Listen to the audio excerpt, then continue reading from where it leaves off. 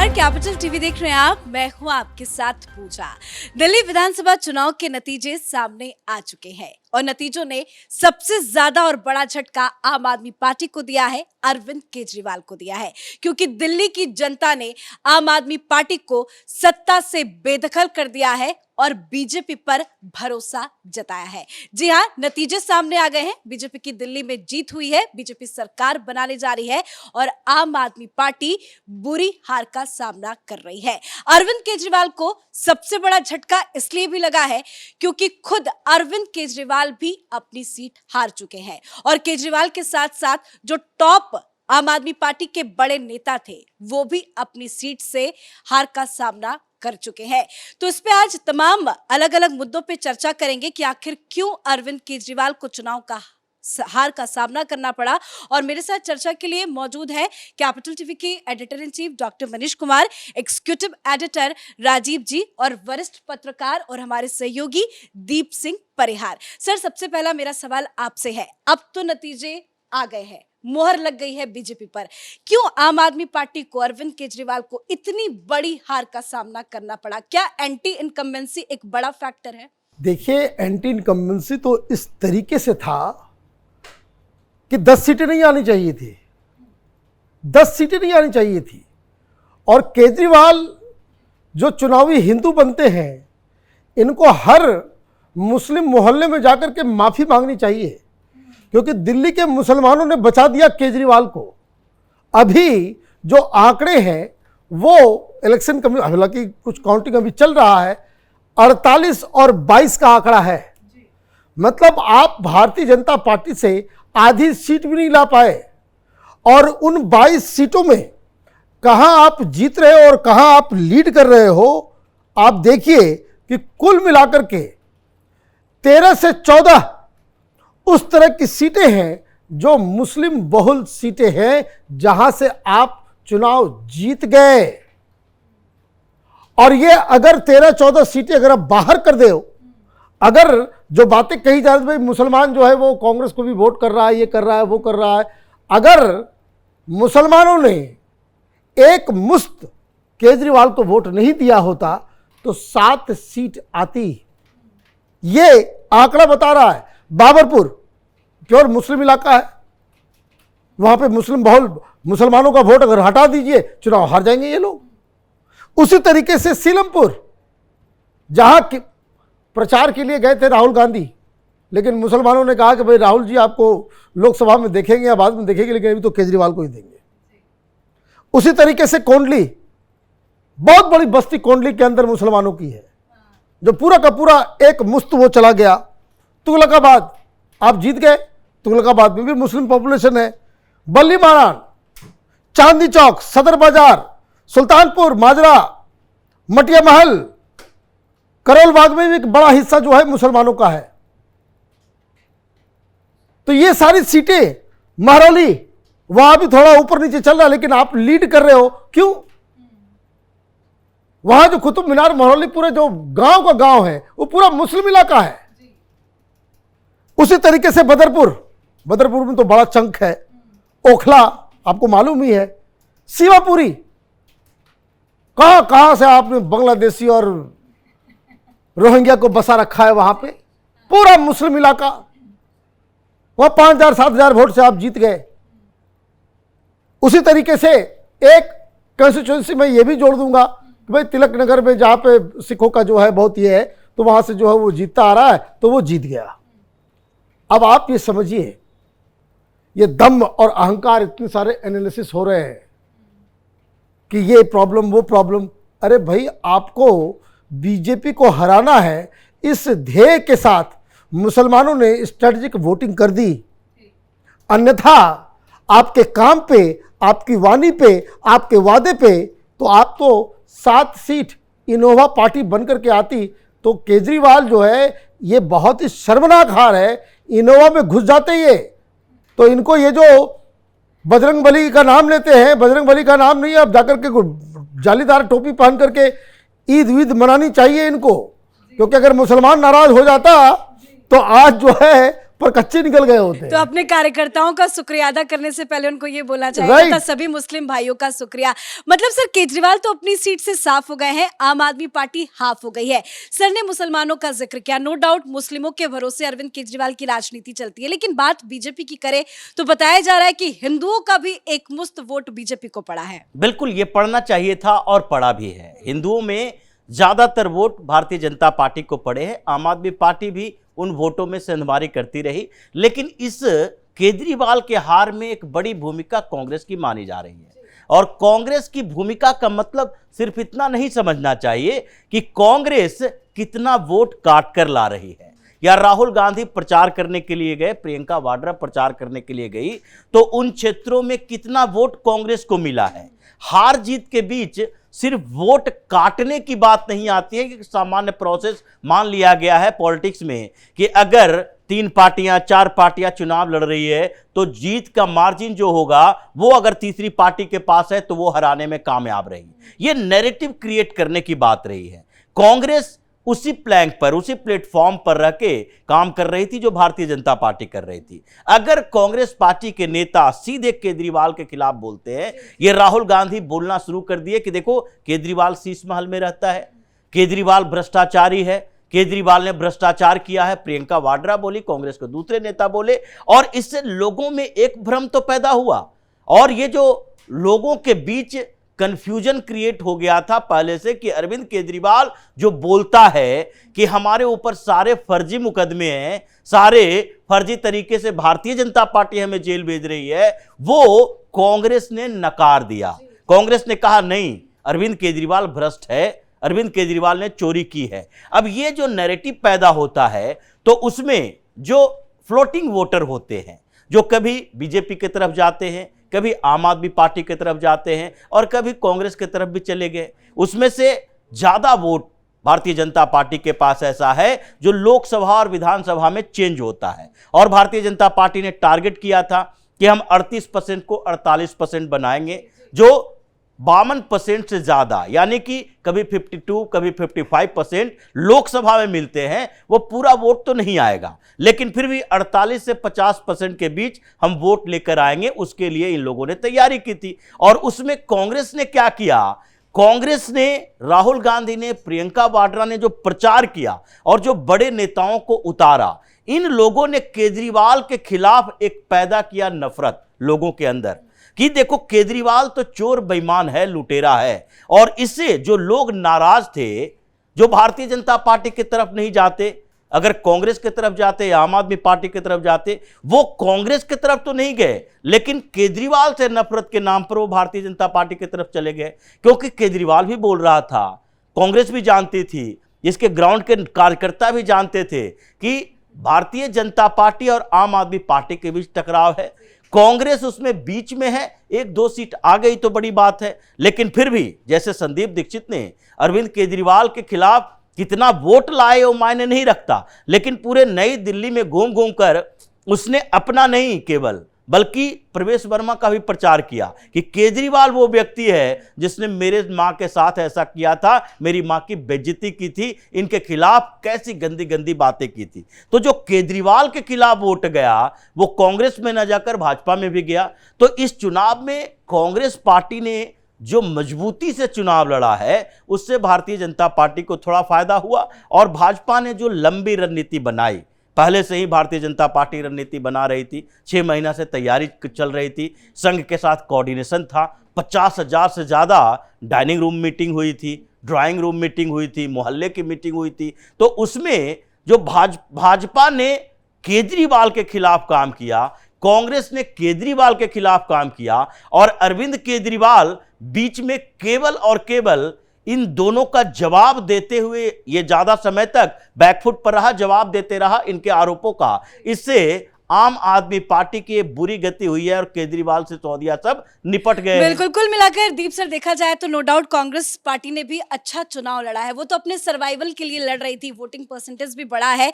अगर साफ शब्दों में कहे तो वोट कटुआ पार्टी बनी इस चुनाव में कांग्रेस पार्टी। आज उमर अब्दुल्ला ने ट्वीट किया है, हाँ, दो कि शब्दों आपस का। में लड़ोगे तो यही होगा। हाँ, जी हाँ, और लड़ो। हाँ, इन 2 शब्दों का बहुत बड़ा संदेश है। कांग्रेस ने कोशिश की थी कि आम आदमी पार्टी गठबंधन कर ले और दोनों साथ में चुनाव लड़े।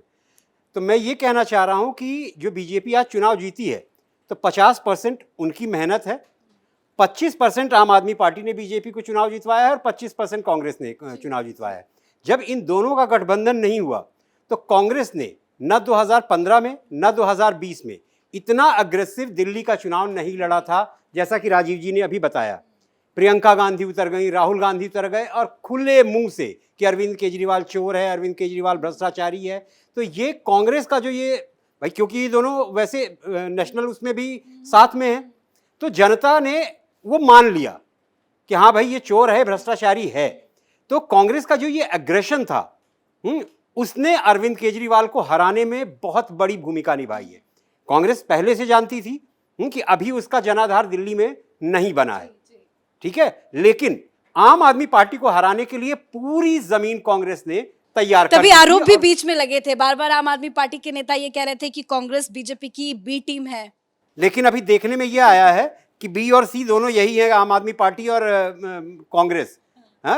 इन्हीं दोनों ने मिलकर जिताया है बीजेपी को। जी चलिए, एबीसी की लड़ाई तो नहीं करते, लेकिन आम आदमी पार्टी के जो बड़े बड़े नेता थे, ए से जेड के लिस्ट में आते थे, सभी कैसे ढेर हो गए सर? देखिए, तो जैसा मैंने कहा कि जिन लोगों के यहाँ बहुत ज़्यादा 25% 20% से ऊपर मुस्लिम वोटर्स थे, वहाँ ये लोग निकल गए। लेकिन जहाँ मुस्लिम वोटर्स नहीं थे इतनी संख्या में कि वो इन्फ्लुएंस कर सके, वो धराशायी हो गया, वो सारी सीटें ये लोग हार गए। कहाँ मिस्टेक हुआ, आप इस चीज़ को समझिए। केजरीवाल चुनाव जीतते थे प्रचंड बहुमत, वो दलितों, पूर्वांचलियों और मुसलमानों के वोट से। जो दिख रहा है वो साफ साफ नजर आया कि मुसलमान तो साथ में गया, केजरीवाल के साथ जटा रहा। दलितों के अंदर, झुग्गी झोपड़ी बस्तियों के अंदर जो एक अनुमान है कि 12 से 15% जो केजरीवाल के वोटर थे, उसके मतलब केजरीवाल के 100 झुग्गी झोपड़ी दलित वोटर्स हैं, उसमें 12-15 वो बीजेपी की तरफ छिटके, मात्र इतना ही हुआ है। लेकिन जो बड़ा इंपैक्ट डाला गया वो पूर्वांचलियों का एक बहुत बड़ा जत्था, जो संख्या में भी बहुत ज्यादा है, वो हर जगह, वो कोठियों में भी है, वो जे क्लस्टर्स में भी है, वो अनऑथराइज्ड कॉलोनी में भी है, वो झुग्गियों में भी है, वो गरीब भी है, वो अमीर भी है। ये जो पूर्वांचली वोटर्स जो हैं, वो मुझे लगता है कि इस चुनाव के डिसाइसिव फैक्टर रहे, जिन्होंने इस पूरे चुनाव का खेल बदल दिया। और इसलिए ये जो डिफरेंस, क्योंकि पूर्वांचली हर जगह है, मुसलमान मात्र 20 कॉन्स्टिट्यूएंसी में प्रोमिनेंट तरीके से है, पूर्वांचली पूरे दिल्ली के 70 के 70 सीटों में फैले हुए हैं, जिसका इम्पैक्ट आपको देखने को मिल रहा है कि आम आदमी पार्टी का ये तगड़ा झटका जो बताया जा रहा है कि इस बार 50-50 हो गया। जो पूर्वांचली 70-80% पूर्वांचली जो है वो आम आदमी पार्टी को देते थे, उसमें बड़ा चंक, उसमें 50-50 का जो है वो डिवीजन हो गया। इस वजह से मुझे लगता है कि केजरीवाल की सीटें हर जगह वो खत्म होती चली। सर एक बात और आपसे समझना चाहेंगे राजीव सर, बड़े बड़े नेता हार गए, चाहे वो सिसोदिया हो या अब क्या गिलाना, आप सबको पता ही चल चुका है कि कौन कौन हारा है, लेकिन एक जीत हुई है आतिशी मारनेना की। कैसे उन्होंने अपनी सीट को निकाल दिया और रमेश विधुड़ी कैसे हार गए? देखिए, ये तो संजोग है, आतिशी के लिए संजोग है कि कुछ जगहों पर आतिशी अपना वोट बना के रखी हुई थी और वो आम आदमी पार्टी को फायदेमंद आम आदमी पार्टी के लिए हो गया। ये आतिशी कोई बहुत बड़े मार्जिन से तो जीती नहीं है, लेकिन जीत गई है। और ऐसे भी जीतने के बाद भी खुशी उसके चेहरे पर दिखाई पड़ रही है, इस बात की नहीं कि वो जीत गई है, इस बात की कि केजरीवाल हार गया, मनीष सिसोदिया हार गया। ये आतिशी मारलेना के लिए खुशी का विषय है कि केजरीवाल चुनाव हार गया। अब उसके खेमे में ये चर्चा चल रही है कि देखो, अगर आतिशी मारलेना इन्हीं के चेहरे पर चुनाव लड़ लेता, क्यों केजरीवाल ने कहा कि इसके बाद, चुनाव के बाद हम ही मुख्यमंत्री बनेंगे। आतिशी महिला मुख्यमंत्री थी, इसी को कहता नहीं भाई आगे भी आतिशी मुख्यमंत्री रहेगी। आतिशी तो चुनाव हार गई है और केजरीवाल अपनी सीट से हार गया है, आतिशी अपनी सीट से जीत गई है। तो ये पूरी स्थितियां अभी आम आदमी पार्टी में एक बड़े गुटबाजी को जन्म देगी। आतिशी मार्लेना किसी तरह से चुनाव जीत गई, मैनेज कर ली, और इसके पीछे भी वही जो जे क्लस्टर है उस पूरे कालका जी के क्षेत्र में, और जे क्लस्टर में कांग्रेस से अनवारी नहीं कर पाई, कांग्रेस का वोट वहां पर कम रहा, और रमेश बिधूड़ी उन क्षेत्रों में ज्यादा नहीं जा पाए जो कैंप है, भूमिहीन कैंप है, जो संजय कैंप है, इंदिरा कैंप है, उन इलाकों में जहां पर ये रात में पकड़े गए थे आतिशी मार्लेना, और उस समय ये थाने का घेराव किया। हम लोगों ने बातचीत में ये बात कही थी कि थाने का घेराव कर रही है आतिशी, तो इसके पीछे हो सकता है कि इसकी दूसरी टीम है जो उन्हीं कैंपों में जाकर पैसे शराब बांट रहा होगा। ये बहुत बड़ी बात नहीं है, क्योंकि आतिशी उस कल्चर को समझती है जो कल्चर आम आदमी पार्टी का 2013 से बना है, जे क्लस्टर को लेकर कि कहां कहां हमें क्या क्या पहुंचाना है, और वो आतिशी मार्लेना अगर मैनेज कर ली तो वो चुनाव जीत गई है। उस समय भी अरविंद केजरीवाल के क्षेत्र में कहीं छापेमारी में नहीं पकड़ा गया, या फिर मनीष सिसोदिया के क्षेत्र में छापेमारी में नहीं पकड़ा गया, लेकिन कालका जी में ये रात के समय में चुनाव प्रचार खत्म होने के बाद आतिशी मार्लेना अपनी पूरी टीम के साथ घूम रही थी। इसका मतलब है कि हो सकता है मुख्यमंत्री होने का फायदा मिल गया, उनके पास सिक्योरिटी थी और उनके पास ये आधार था कि चलो अभी मुख्यमंत्री हैं तो इसके लिए कम से कम इसका फायदा उठा लें कि उन क्षेत्रों में घूमने टहलने से कोई रोक नहीं सकता। और आतिशी मार्लेना चुनाव जीत गई, और अरविंद केजरीवाल के मुंह पर एक तमाचा है कि तुमने जिस महिला को कहा कि अब ये मुख्यमंत्री नहीं बनेगी, टेम्परोरी है, वो चुनाव जीत गई है, और जो भविष्य के मुख्यमंत्री बन रहे थे वही खुद का चुनाव हार गया। बिल्कुल, तो कहीं खुशी है कहीं गम है। सर, आपसे आखिरी सवाल का जवाब चाहेंगे, आपको और क्या कुछ फैक्टर ऐसे लग रहे हैं जो केजरीवाल को भारी पड़ गया है? देखिए, मैंने शुरू में ही 3 चीज़ें बताई थी आपको। एक तो ये जो शराब घोटाला हुआ है, तो उनका जो है ये कट्टर ईमानदार वाली जो छवि थी, तो वो कट्टर बेईमान वाली छवि बनी, जेल भी काट के आए, और उसके लिए जेल अभी जाएंगे भी, और भी कई सारी चीज़ों के साथ वो भी है। तो उनके साथ, और एक जो स्वाति मालीवाल ने बहुत साफ शब्दों में बताया है, हाँ, कि वो तानाशाह हैं, गालियां देते हैं, तोड़ फोड़ करते हैं, तो पार्टी के अंदर जो उनके अपने कार्यकर्ता, जो अपने नेता हैं, वो ही नाखुश थे। तो एक दूसरी वजह ये भी रही। तो अरविंद केजरीवाल ने मतलब पूरे ये 10-12 साल में जो अपना जो अहंकार, जो अपना दंभ दिखाया है, तो वो नेताओं से होते हुए जनता तक भी पहुंचा है। फिर उनका वो शीश महल बनाना और ये सब जितनी भी चीज़ें हैं, अब वो अचानक के चुनाव के दौरान ही हिंदू पिच पे खेलने चले गए। आपने देखा होगा स्टेज में 150-200 साधुओं को इकट्ठा करके, भाई वो तो बीजेपी की पिच है, वहाँ कहाँ से खेल के आप जीतोगे? उन्होंने कोशिश ज़रूर की, लेकिन वहाँ पे भी हार हुई। बीजेपी को एक मुश्त हिंदू वोटर मिलता रहा है और मिलता रहेगा। तो ये सब चीज़ें हैं जो केजरीवाल ने कभी सोचा नहीं होगा। उन्होंने अचानक उतावलेपन में ये कर तो देते हैं, लेकिन उनका कुछ परिणाम उनको बिल्कुल एक बहुत इंपॉर्टेंट फैक्टर है। स्वाति मालीवाल ने भी वैसे बहुत मेहनत की है केजरीवाल को हराने के लिए। सर, बहुत सारे मुद्दे हैं, अब तो कई दिनों तक इस पे चर्चा चलती रहेगी हार जीत को लेकर, लेकिन जाते जाते बहुत छोटा छोटा रिएक्शन 2-3 चीजों को लेकर लेना चाहेंगे। इस पूरी जीत के हीरो कौन है बीजेपी के?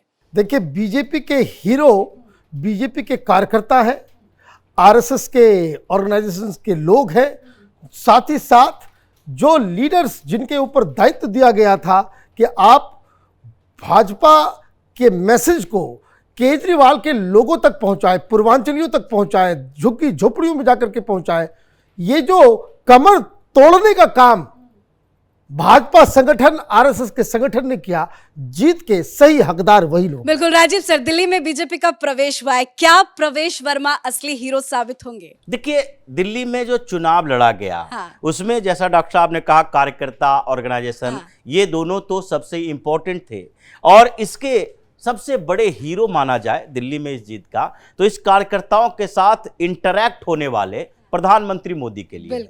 ये चुनाव जो हो रहा था मोदी वर्सेस केजरीवाल, लोग मोदी की गारंटी, केजरीवाल की गारंटी की बात कर रहे थे। प्रवेश वर्मा अच्छा संगठन में अच्छी भूमिका रही है, डिसेंट लीडर हैं, उन्होंने अरविंद केजरीवाल को हराया है, सबसे ऊपर नाम अभी उनका है कि आगे सबसे बड़ी जिम्मेदारी उन्हीं को दी जा सकती है। तो ऐसे में मोदी वर्सेस केजरीवाल का चुनाव हुआ और मोदी के सामने केजरीवाल आएगा तो हश्र यही होगा जो अभी दिल्ली के अंदर और हुआ बिल्कुल बड़ी बात ये भी है दीप सर, जब प्रवेश वर्मा से मीडिया वालों ने सवाल पूछा तो उन्होंने भी इस जीत का क्रेडिट पीएम मोदी को ही दिया है। देखिए, पीएम मोदी आज से नहीं, मैंने 2014 से एक ब्रांड की तरह काम कर रहे हैं। ठीक है, यूपी में चुनाव लड़ा जाता है तो मोदी के नाम पे लड़ा जाता है। ठीक है, अब योगी का नाम एक बड़ा नाम हो चुका है। अभी हाल ही में महाराष्ट्र का चुनाव था, वो मोदी के नाम पे लड़ा जाता है। ठीक है, तो वो एक जो चेहरा है, तो हर कोई वो जो एक बात कहते हैं ना मोदी की गारंटी, तो उस बात पे लोग भरोसा करते हैं।